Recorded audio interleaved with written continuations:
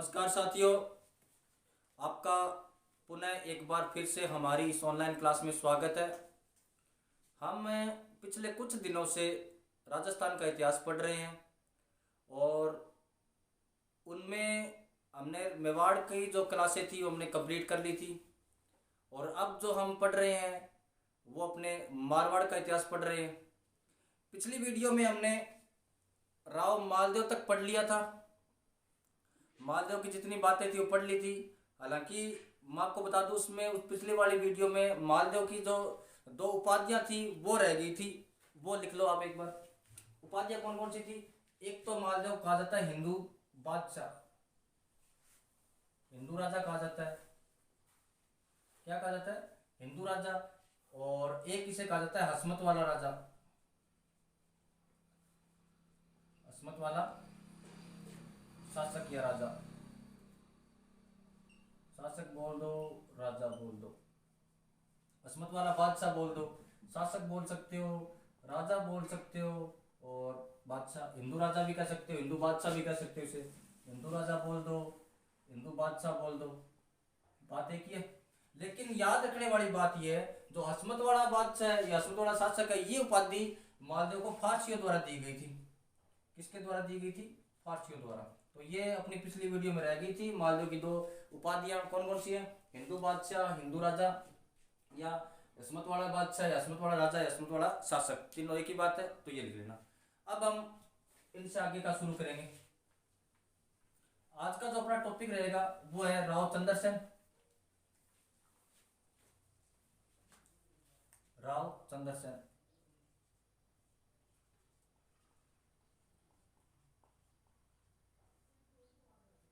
इनका शासनकाल है वो 1562 से 1581, 1562 से लेकर 1581। सुनना बात एक बार, देखना एक बार।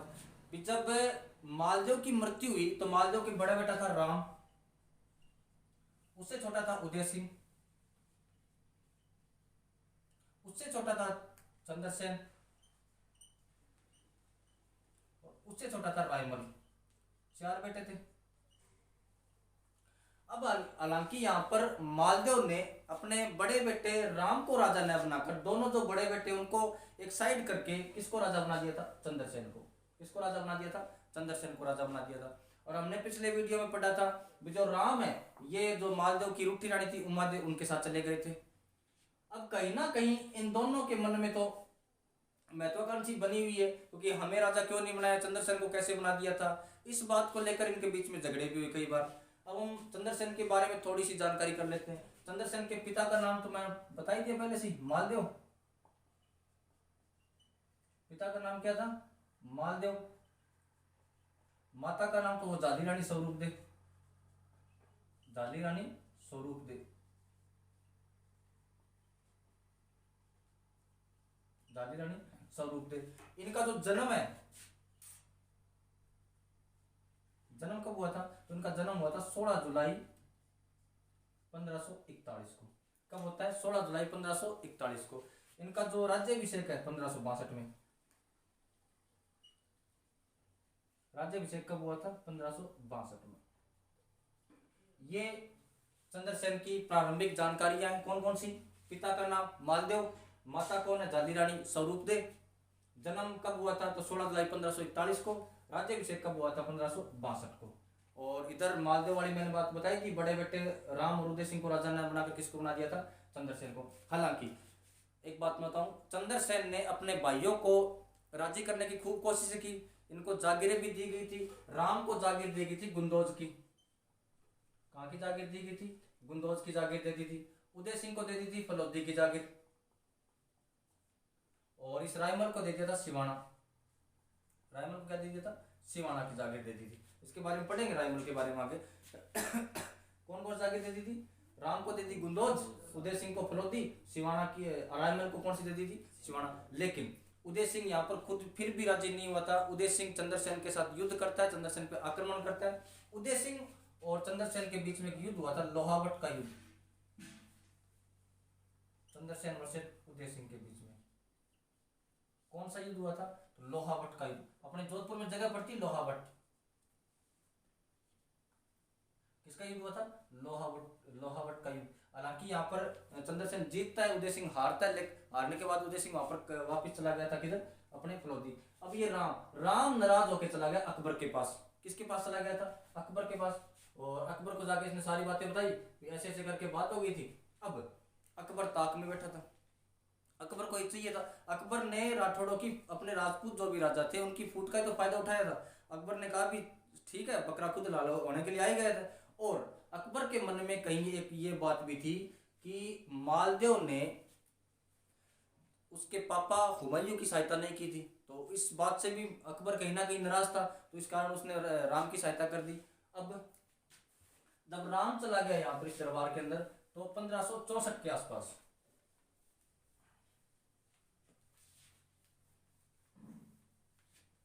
1564 में अपने अकबर का एक सेनापति था हुसैन कुली खां। कौन था? हुसैन कुली खां।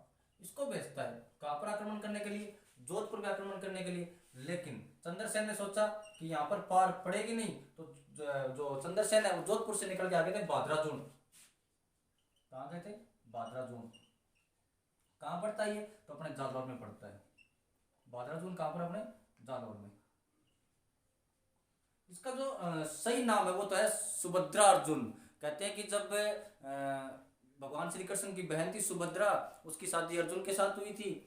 शादी होने के बाद वो दोनों इधर अपने यहाँ आए थे, बादराजून आए थे। ये इसी के कारण इनके जो जगह का नाम है वो क्या पड़ गया यहाँ पर? सुभद्रार्जुन। सुभद्रार्जुन करते करते यहाँ पर नाम क्या हो गया? बादराजून। अब बादराजून रहने लगे। अब 1570 के अंदर, 1570 में अकबर अजमेर आता है ख्वाजा मोइनुद्दीन चिश्ती की दरगाह पर जियारत करने के लिए। जब वो वापस जा रहा था तो उसने सोचा क्यों ना मैं सभी राजपूत राजाओं को इकट्ठा करूं, इनसे पूछो सुई भी इनकी क्या सलाह है। तो 1570 के अंदर ये अपने नागौर के अंदर दरबार लगाता है। नागौर दरबार। यहाँ पर तो इसने सभी को बुलाया। इधर से अपने फलोदी से ये अपने उदय सिंह आ गया था, और बीकानेर वाला कल्याणमल भी आ गया था, और जैसलमेर वाला हरराज भाटी भी आ गया था, और चंद्रसेन भी आ गया था। चंद्रसेन भी ये देखने आ गए थे भी क्या हो रहा है क्या नहीं। हालांकि यहाँ पर जो ये नागौर दरबार था, इसका जो घोषित उद्देश्य था वो तो कहते भी इस समय राजस्थान के अंदर अकाल पड़ा हुआ था, अकाल रात कर ये चलाएंगे। लेकिन अकबर के मन में कहीं ना कहीं और बात थी। अकबर का जो वास्तविक कारण था वो ये था कि मैं राजपूत राजाओं को बिना युद्ध किए अधीनता स्वीकार करानी थी। अब हालांकि उदय सिंह एक बार यहाँ पर सॉरी चंद्रसेन यहाँ पर आने के बाद क्यों कुछ कौन सी चंद्रसेन यहाँ पर आ तो गया था। आने के बाद उसने देखा कि उसके भैया उदय सिंह भी आए हुए, और उदय सिंह ने यहाँ पर आके अधीनता स्वीकार कर ली थी। उदय सिंह के अधीनता स्वीकार करने के बाद बीकानेर वाले कल्याणमल ने भी कर ली थी, जैसलमेर वाले हरराज भाटी ने भी कर ली थी। अब चंद्रसेन सोचा भी जब भैया ही अधीनता स्वीकार कर चुके हैं तो मेरी तो पार वैसे भी नहीं पड़ेगी। और चंद्रसेन कहते हैं यहाँ पर रातों रात यहाँ से निकल गया था। जब चंद्रसेन नागौर दरबार का बहिष्कार करके निकल गया तो अकबर को बड़ा गुस्सा आया। अकबर ने कहा भी ऐसे कैसे? चंद्रसेन की कितनी औकात हो गई जो मेरे दरबार से भागकर चला जाए। तो भागकर कहाँ गया था वो? बादराजून। अब अकबर ने बादराजून पे आक्रमण किया। बादराजून पे आक्रमण करने के बाद जो चंद्रसेन है वो आ गया अपने सिवाना। कहाँ आ गया था? सिवाना। और सिवाना आ गया। सिवाना कुछ दिन रहे। सिवाना पर फिर अकबर ने आक्रमण किया, और सिवाना से निकल के कहाँ गया था? पीपलूद। कहाँ गया था? पीपलूद। जब पीपलूद पे भी अकबर ने आक्रमण किया, चंद्रसेन सोचा यहाँ पे पार नहीं पड़ रही, तो पीपलूद से निकल के आ गया कानूजा। कहाँ गया था ये? कानूजा। जब इसने सोचा, जब अकबर ने कानूजा पे आक्रमण कर दिया तो अपने एक पाली के अंदर पहाड़ियां पड़ती, सारण की पहाड़ियां। सारण की पहाड़ियां कहां पर है? अपने तो पाली के अंदर है। इन सारण की पहाड़ियों में गांव पड़ता है सिंचियाई। गांव क्या पड़ता है? सिंचियाई। अब सिंचियाई में आके रहने लगे। जब चंद्रसेन इधर उधर भटक रहा था, सबसे पहले जोधपुर से बादराजून, बादराजून से सिवाना, सिवाना से पीपलूद, पीपलूद से कानूजा, कानूजा से सारण की पहाड़ियों में कहा गए थे? सिंचियाई। जब इधर उधर भटक रहे थे, इसके सामंत बड़े परेशान हो गए। सामंतों ने एक दिन क्या किया, सामंत परेशान थे तो उन्होंने सोचा भी इससे भागने से अच्छा है हम इसको मार ही देते हैं। तो फाइनली 11 जनवरी 1581 को इनका सामंत था बेरीसाल। चंद्रसेन का सामंत कौन था? बेरीसाल। तो इस बेरीसाल ने चंद्रसेन को दे दिया जहर। तो 11 जनवरी 1581 को चंद्रसेन की क्या हुई? मृत्यु हो गई थी। क्या हुई? मृत्यु। कहाँ हुई थी? तो सिंचाई नामक गांव के अंदर। ये चंद्रसेन के बारे में मोटी मोटी जानकारी है। अब हम ये कहते हैं भी जो मारवाड़ का जो चंद्रसेन है वो कहीं ना कहीं अपना जो कद है वो मेवाड़ के प्रताप के समकक्ष ला के खड़ा कर देता है। क्यों? क्योंकि चंद्रसेन ने भी अधीनता स्वीकार नहीं की थी, उधर अपने मेवाड़ वाले प्रताप ने भी अधीनता स्वीकार नहीं की थी। तो अब इनके बीच में क्या क्या समानताएं रही थी, क्या क्या असमानताएं रही थी, उसके बारे में थोड़ा जिक्र कर लेते हैं। अब राव चंद्रसेन और प्रताप के बीच में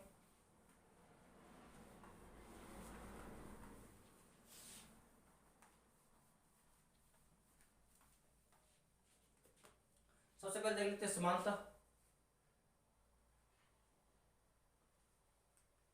चंद्रसेन व प्रताप के बीच में समानता। पहले देखते समानता। दोनों के बीच में पहली समानता तो यही रही थी कि दोनों ही प्रताप और चंद्रसेन अपनी प्रादेशिक स्वतंत्रता के लिए अकबर से लड़ रहे थे। किसकी स्वतंत्रता? अपने छोटे से प्रदेश की स्वतंत्रता के लिए दोनों लड़ रहे थे। इधर प्रताप लड़ रहा था, इधर कौन लड़ रहा था? चंद्रसेन लड़ रहा था। पहला पॉइंट तो यही हो जाएगा, प्रादेशिक स्वतंत्रता की लड़ाई। प्रादेशिक स्वतंत्रता के लिए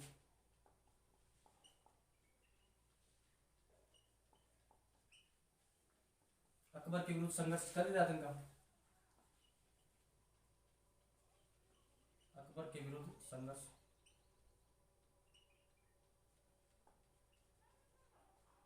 दूसरा, दोनों ने प्रताप ने और चंद्रसेन दोनों ने ही एक गोरिल्ला युद्ध पद्धति अपना ली थी, जिसे हम बोलते हैं जो छुपकर छापेमारी युद्ध पद्धति, जिसे अपनी भाषा में बोलते सर्जिकल स्ट्राइक। दोनों कर रहे थे, तो दोनों के पास ये थी छापेमारी या गोरिल्ला युद्ध पद्धति,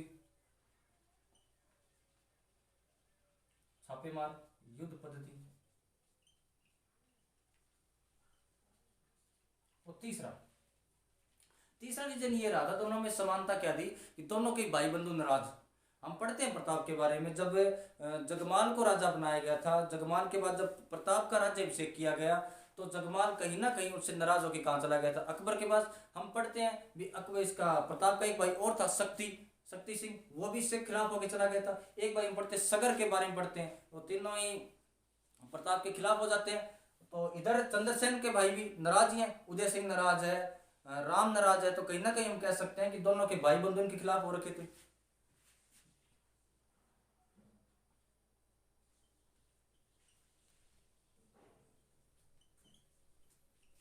दोनों के भाई बंधु खिलाफ।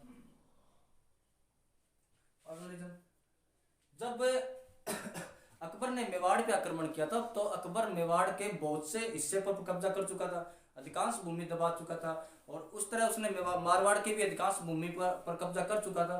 तो प्रताप और चंद्रसेन अपने छोटे से भूभाग पर, छोटे से भूभाग की स्वतंत्रता और कुछ लिमिटेड संसाधनों के कारण, कुछ लिमिटेड संसाधनों से ही अकबर के खिलाफ संघर्ष कर रहे थे।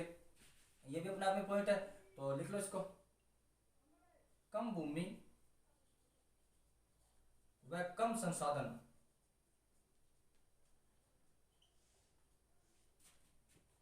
के बावजूद संघर्ष किसके खिलाफ? तो अकबर के खिलाफ। ये दोनों के अंदर कहीं ना कहीं समानताएं दिख रही। कौन कौन सी? तो प्रादेशिक स्वतंत्रता के लिए दोनों लड़ रहे हैं, अपने अकबर के विरुद्ध संघर्ष कर रहे हैं, छापेमार युद्ध पद्धति दोनों की, और दोनों के भाई बंधु खिलाफ है, और कम भूमि व कम संसाधन के बावजूद संघर्ष। अब एक रीजन और, अब एक और समानता देख लो। जब हम देखते हैं कि प्रताप को भी अपने जो गृह क्षेत्र है उससे बाहर शरण लेनी पड़ी थी, और चंद्रसेन के बारे में पढ़ ही रहे हैं, भाग ही रहा है बेचारा। तो दोनों को अपने जो क्षेत्र है, अपना जो खुद का क्षेत्र है उससे बाहर शरण लेनी पड़ी थी। और चंद्रसेन तो अपने डूंगरपुर, प्रतापगढ़, बांसवाड़ा तक चला गया था। तो ये भी एक रीजन है, अपने क्षेत्र से बाहर शरण, अपने क्षेत्र से बाहर शरण दोनों को लेनी पड़ी थी। ये प्रताप और चंद्रसेन के बीच में समानता है भी। इस समानता के आधार पर हम कह सकते हैं कि जिस तरह मेवाड़ के प्रताप ने अकबर के खिलाफ संघर्ष किया था, उसी प्रकार मारवाड़ का कौन कर रहा है, चंद्रसेन भी इनकी क्या कर रहा है, अकबर के खिलाफ संघर्ष कर रहा है। हम एक बात और, जब दो पक्षों के बीच में समानता होती है तो कहीं ना कहीं उनके बीच में असमानता भी होती है। तो हम अब असमानता देख लेते हैं, क्या क्या असमानता रही थी।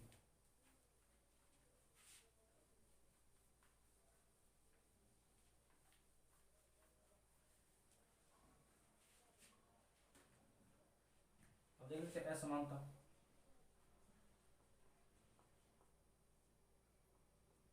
पहले देखो, पहली असमानता ये रही थी भी प्रताप जब राजा बने 1572 के अंदर, तो प्रताप का क्लियर कट था कि अकबर के खिलाफ संघर्ष करेंगे, क्योंकि पहले से उदय सिंह करते आ रहे थे। तो 1572 में जब राजा बने, तो जब अकबर का जो दूत आया था जलाल का कोर्ची, उसको तो उसने साफ साफ मना कर दिया था, बोले नहीं मैं अधीनता स्वीकार नहीं करूंगा, मैं अकबर के खिलाफ युद्ध करूंगा।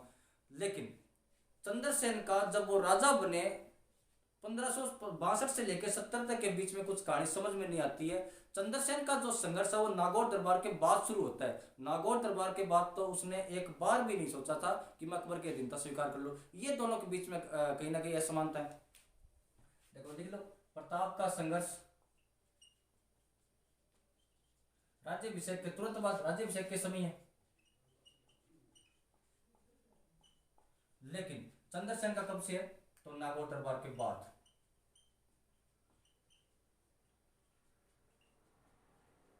नागौर दरबार के बाद।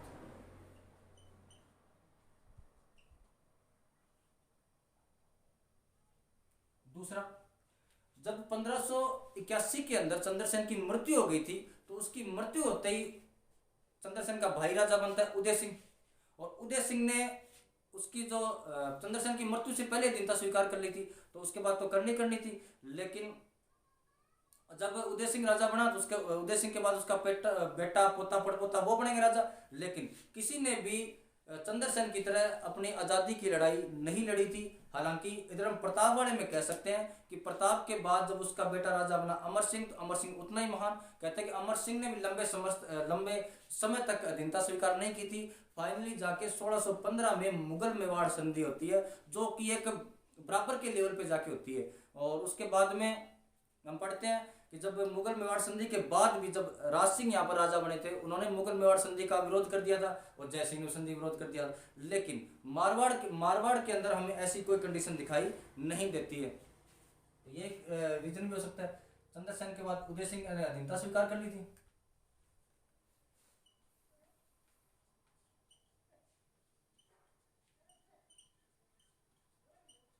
अधीनता स्वीकार कर ली थी, लेकिन यहाँ पर अमर सिंह नहीं करता है। अमर सिंह अधीनता स्वीकार नहीं करता, अधीनता स्वीकार नहीं करता है।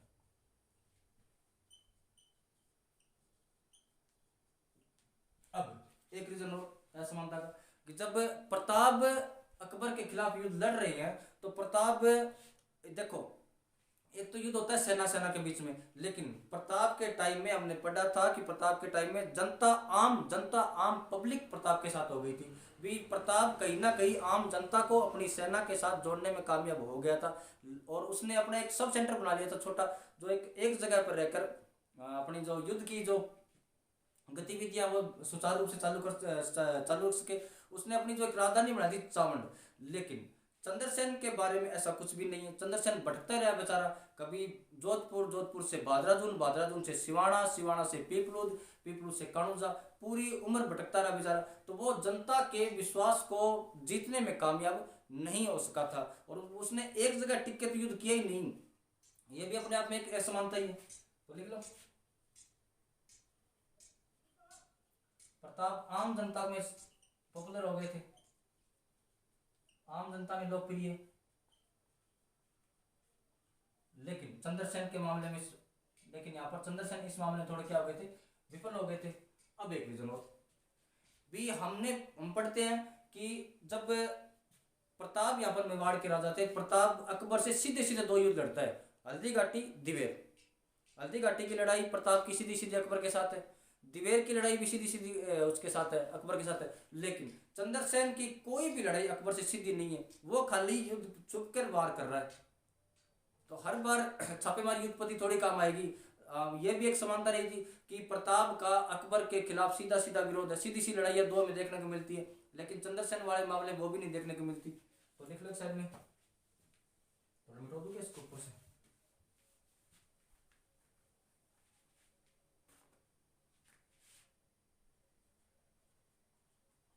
प्रताप की सीधी लड़ाई कौन कौन सी है?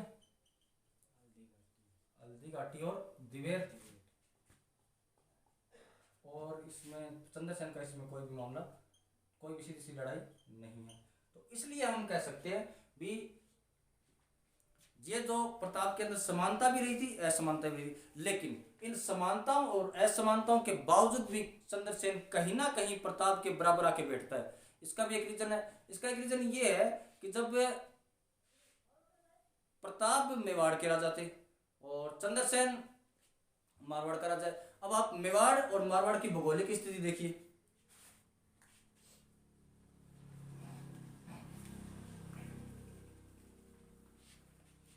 इनमें सबसे बड़ी जो रीजन है वो है भौगोलिक असमानता, भौगोलिक स्थिति की असमानता,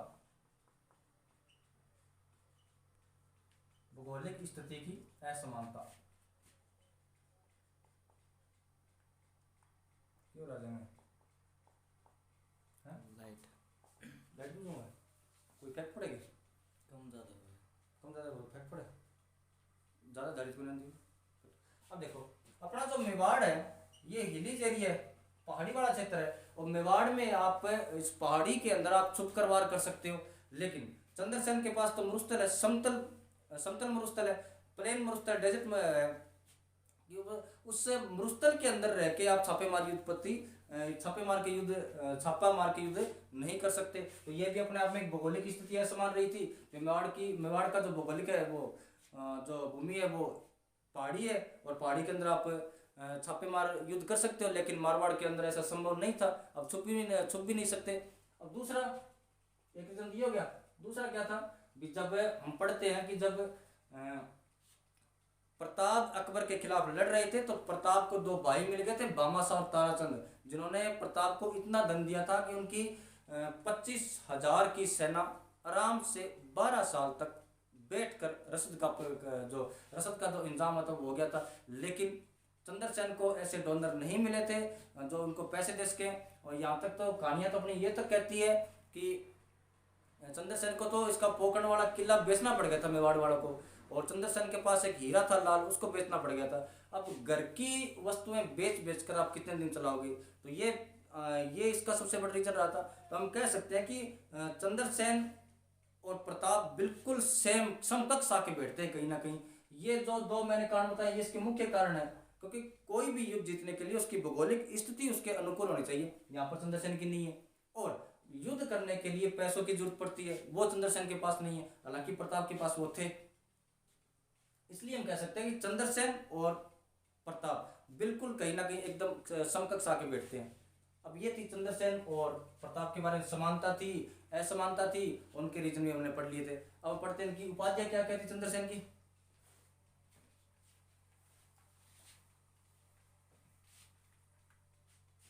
ये जो मैंने अभी पूरी रामायण गाई है इसी पे आधारित उपाधियां रहेगी।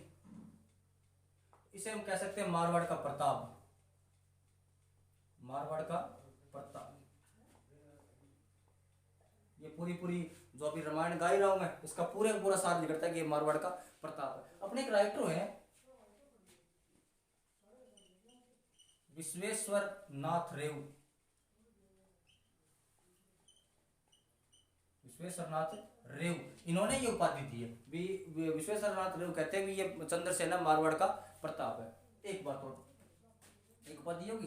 दूसरी हम पढ़ते हैं, क्योंकि प्रताप 1572 के अंदर युद्ध कर रहा है, 72 से अकबर के खिलाफ युद्ध शुरू करता है। लेकिन चंद्रसेन 1570 के अंदर युद्ध शुरू कर गया था। और हमने तो ये भी पढ़ा था कि जब प्रताप का राज्याभिषेक हो रहा था तो चंद्रसेन उस कोरोनेशन के अंदर आया हुआ था। तो कहीं ना कहीं दोनों के बीच में बातचीत भी हुई होगी। और चंद्रसेन आजकल क्या चल रहा है, तो चंद्रसेन ने कहा मैं तो अकबर के खिलाफ लठ बजा रहे हैं। तो उसने पूछा मुझे क्या करना चाहिए, तू भी बताता रहे। तो कहीं ना कहीं ये लगता है कि चंद्रसेन प्रताप के आगे आगे चल रहा है। चंद्रसेन क्या कर रहा है, प्रताप के आगे आगे चल रहा है। तो हम कह सकते हैं कि चंद्रसेन प्रताप का अग्रगामी है। क्या कह सकते हैं, प्रताप का अग्रगामी, आगे आगे चल रहा है। और सुनना बात, जब चंद्रसेन के बाद यहाँ पर राजा बने उदय सिंह, और उदय सिंह इसका भाई था, भाई के बेटे आगे राजा बनेंगे। तो उन्होंने चंद्रसेन का कहीं भी नाम भी नहीं लिया। वो तो भूल ही गए थे कि चंद्रसेन नाम का हमारा कोई दादा हुआ था, उसने अकबर की अधीनता स्वीकार नहीं की थी। लेकिन उधर प्रताप, प्रताप के बाद राजा बना अमर सिंह। अमर सिंह ने अपने पापा के बारे में खूब सारी बातें लिखवाई। इधर फिर जगत सिंह, जय सिंह, राज सिंह, सब ने खूब लिखवाई थी। हम तो जगह जो जगदीश प्रशस्ति पढ़ते हैं उसके अंदर तो हल्दी का टीका बहुत बेहतरीन तरीके से वर्णन किया गया। उसके अंदर कहा गया कि हमारे प्रताप ने अकबर को धूल चटाई थी। तो इस याद न करने के कारण हम चंद्रसेन को भूल ही गए थे। तो इसे हम कह सकते हैं कि ये मारवाड़ का भूला बिसरा राजा है, मारवाड़ का भूला बिसरा राजा।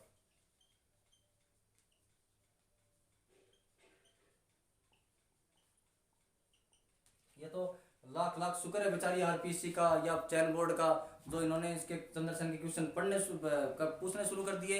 हमें ये पढ़ना पड़ता है, हमने इसे पढ़ना शुरू कर दिया था। ये थी भी अपने चंद्रसेन जी के बारे में बातें। तो अब हम थोड़ा से एक कंडीशन और देख लेते हैं। नागौर दरबार जो बीच में रह गया था उसके बारे में पढ़ लेते हैं, वो क्या था। कितनी मिनट होगी,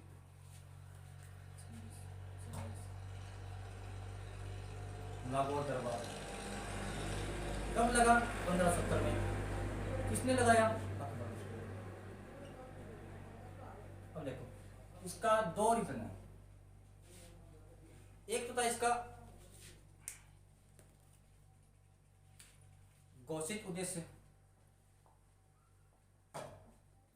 घोषित उद्देश्य। एक था इसका वास्तविक उद्देश्य, वास्तविक उद्देश्य। इसका घोषित उद्देश्य तो ये था, उस समय राजस्थान में अकाल पड़ा हुआ था। तो अकबर ने कहा भी आप सारे इकट्ठे हो, राजाओं राजपूत राजाओं से कहा इकट्ठे हो, तो हम अकाल रात कुछ कार्य चलाएंगे, अकाल रात कार्य,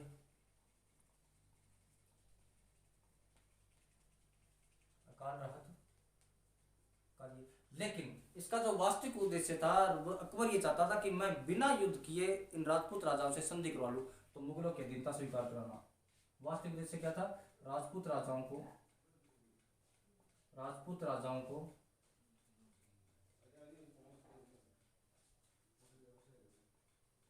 मुगलों की अधीनता स्वीकार करवाना, अधीनता स्वीकार करवाना। और अकबर इसमें लगभग लगभग सफल भी हो गया था। और भी इसने बाद में ये कहा भी जो उद्देश्य वास्तविक जो घोषित उद्देश्य है अकाल रात कार्य के लिए, इसके भी बारे में कुछ काम करना चाहिए। तो इसने एक तालाब बनाया था यहाँ पर, शुक्र तालाब का निर्माण। कौन से तालाब का निर्माण कराया था, तो शुक्र तालाब का निर्माण।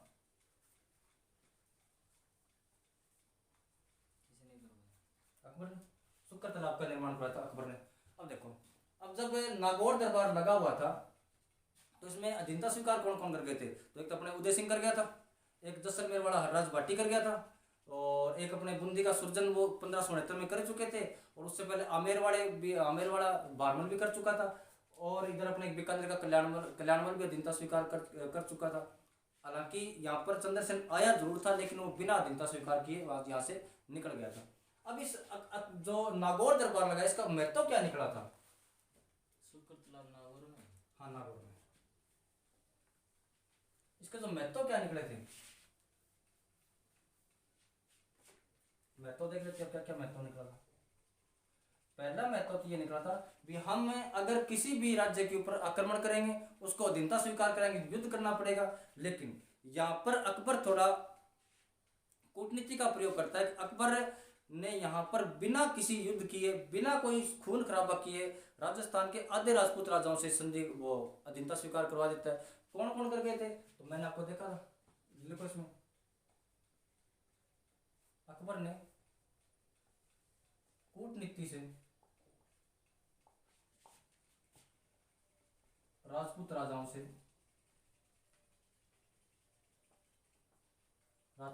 से अधीनता स्वीकार करवाई। अधीनता स्वीकार कौन कौन कर गए थे? तो इसमें अपने एक तो उदय सिंह कर गया था, और बीकानेर वाला कल्याणमल कर गया था, और जैसलमेर वाला हर्राज बाटी कर गया था। एक इसका ये महत्व ये हो गया। दूसरा, अब नागौर दरबार के बाद ये राजस्थान के राजपूत राजाओं में स्पष्ट हो चुका था कि कौन मुगलों के अधीन और कौन मुगलों के विरुद्ध है। अब इनकी जो मुगलों के अधीन है और जो मुगलों की अधीनता स्वीकार नहीं की थी उनको पढ़ लेते हैं। अधीन कौन कौन थे? तो अपने तो एक तो ये उदय सिंह हो गया, उदय सिंह ने अधीनता स्वीकार कर ली थी, और एक अपने कल्याणमल कर गया था, जैसलमेर वाला हर्राज बाटी कर गया था, और 1569 में बूंदी का सुरजन कर गया था। कहाँ का ये? बूंदी का। और अपने आमेर वाले बारमल तो पहले कर चुका था। बारमल कहाँ का? ये आमेर का। ये अपने पहले ही अधीनता स्वीकार कर गया था। अब जो अधीनता स्वीकार कर गए थे वो कौन कौन है? उदय सिंह, कल्याणमल, हर्राज बाटी, सुरजन और बारमल। अब जो ये तो है जो अधीनता स्वीकार कर चुके थे। जिन्होंने नहीं की थी वो कौन कौन थे? तो एक तो अपने पढ़ते हैं मेवाड़ का प्रताप, एक पढ़ते अपने मारवाड़ का चंद्रसेन,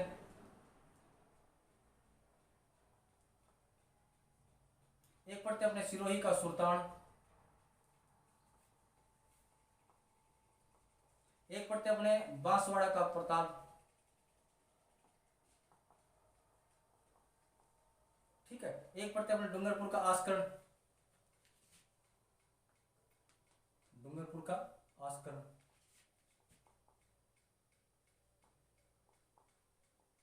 अब अकबर की क्लियर कट हो गया था भी कौन साथ है कौन साथ नहीं है। अब देखो, मेवाड़ का प्रताप, मारवाड़ का चंद्रसेन, सिरोही का सुल्तान, बांसवाड़ा का प्रताप और डूंगरपुर का आस्करण, इन राजाओं ने गुजरात और मालवा जाने वाले जो पूरी बाउंड्री सील करके रख दी थी। तो इसलिए तो कहते हैं कि 1585 के बाद अकबर की इतनी हिम्मत नहीं हुई कि वो इधर आक्रमण कर सके।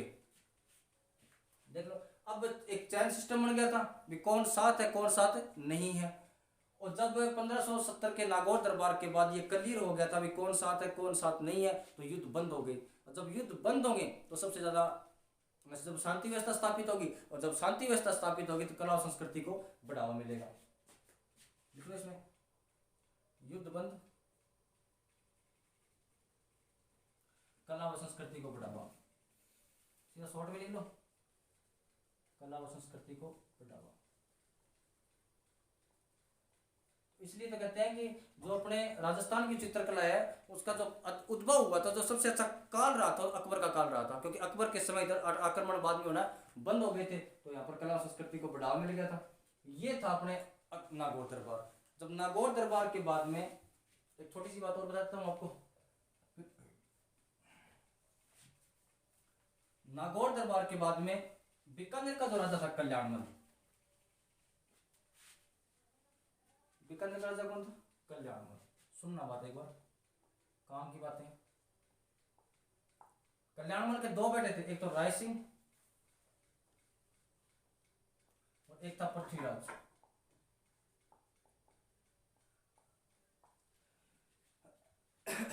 राजस्थान में वीरता की कोई कमी नहीं थी। जब मैं पढ़ते हैं भी मान सिंह, मेरे वाले मान सिंह के लिए कहा जाता है कि मान सिंह ने अपने जिंदगी का 73 युद्ध किए थे। उसने एक हल्दी घाटी वाला निकाल दिया, सारे जीत के आया था वो। अफगानिस्तान से लेके उड़ीसा तक पूरे भारत को बींद के रख दिया था उस आदमी ने। लेकिन उसकी वीरता काम कहाँ ही थी? अकबर के काम आ रही थी। इधर अपने पढ़ते राय सिंह भी खूब अच्छा योद्धा था। दक्षिण भारत में इसने खूब अच्छे सैनिक अभियान किए थे। लेकिन राय सिंह की जो वीरता वो कहीं ना कहीं कहाँ किसके लिए काम आ रही है? तो अकबर के लिए काम आ रही है। देखो ये पृथ्वीराज, ये तो कवि था, भी अपने पढ़ेंगे इसके बारे में आगे। वैली किशन रुक्मणी जो ग्रंथ है वो पृथ्वीराज ने लिखा था। अब राय सिंह को 1572 से लेकर 1574 तक जोधपुर का प्रशासक नियुक्त कर दिया अकबर ने। जोधपुर का प्रशासक, क्योंकि चंद्रसेन तो यहाँ पर था ही नहीं उस समय, तो किसको प्रशासक नियुक्त कर दिया? राय सिंह को। क्वेश्चन ये पूछा जाएगा कि बीकानेर के किस राजकुमार को जोधपुर का प्रशासक नियुक्त किया गया था? राय सिंह को। कब से कब तक किया गया था? 1572 से 1574 तक। आई बात समझ में? ये बीकानेर का राजकुमार है इस समय, लेकिन राजा कौन है? कल्याण। अब जब 1581 के अंदर चंद्रसेन की मृत्यु हो गई, लेकिन 1581 से लेकर 1583 तक 1581 से लेकर 1583 तक अकबर ने जोधपुर को खालसा घोषित कर दिया। क्या घोषित कर दिया? खालसा घोषित कर दिया। खालसा का मतलब होता है जो ये भूमि है ये सीधी सीधी किसके अंडर में आ गई थी? सेंट्रल गवर्नमेंट के अंदर में, केंद्र के अंडर में आ गई थी। जैसे आज अपने मान लो जो केंद्र शासित प्रदेश होते हैं वो सीधे सीधे किसके अंडर आते हैं? अपने तो केंद्र सरकार के अंडर आते हैं। तो 2 साल तक जोधपुर किसके अंडर में रहा था? तो इसके अकबर के अंडर में रहा था। लेकिन फाइनली 1583 में जाने के बाद उदय सिंह को यहाँ पर राजा बनाया गया था। और कहते हैं कि उदय सिंह जी थोड़े शरीर में मोटे ताजे थे, तो इसलिए उनकी उपाधि मिलती है मोटा राजा उदय सिंह। तो उस उदय सिंह के बारे में अगली क्लास में पढ़ेंगे। मैं आशा करता हूँ कि आपको फैक्ट सारे अच्छे तरीके से समझ में आ रहे होंगे और आप अच्छे तरीके से पढ़ रहे होंगे। और ज़्यादा से ज़्यादा अपने चैनल को सब्सक्राइब करें, लाइक करें, शेयर करें। और अगर वीडियोस के अंदर आपको कोई ना कहीं कोई कमी लग रही है तो कमेंट करके हमें बताइए, हम उसमें थोड़ा सुधार करेंगे। और अगर मेरे से कोई 1-2 फैक्ट छूट जाता है तो आप मुझे बता दीजिए, अगली क्लास में हम इसको क्लियर कर लेंगे। आज के लिए इतना ही, धन्यवाद।